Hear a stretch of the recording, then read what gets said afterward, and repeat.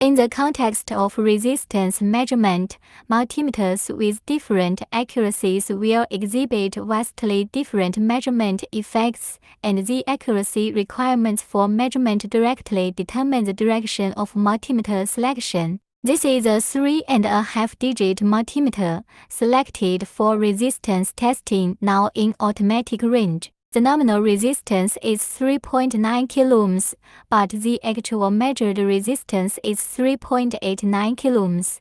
The nominal resistance is 3 ohms, and the measured resistance is 3.2 ohms.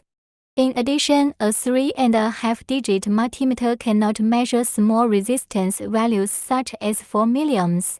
This indicates that there are certain limitations in the accuracy and measurement range of a 3½-digit multimeter, which can only meet the basic requirements for roughly judging the resistance value.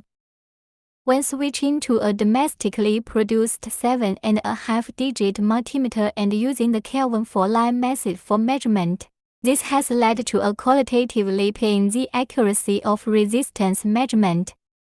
The same resistance of 3.9 kΩ measured 3.89932 kΩ. The resistance of 3 ohms resulted in a measurement of 2.99986 ohms. Even for a small resistance resistor of 4 milliohms, it can accurately measure 4.05 milliohms. Obviously, the number of digits in a multimeter directly affects its accuracy. The higher the number of digits, the higher the accuracy, and the more significant digits it can retain.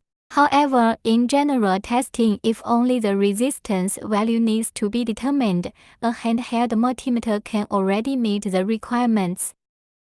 And high-precision multimeters with 7½ digits, due to their excellent measurement performance, can be widely used in fields such as electronic component testing, precision instrument research and development, and metrology testing.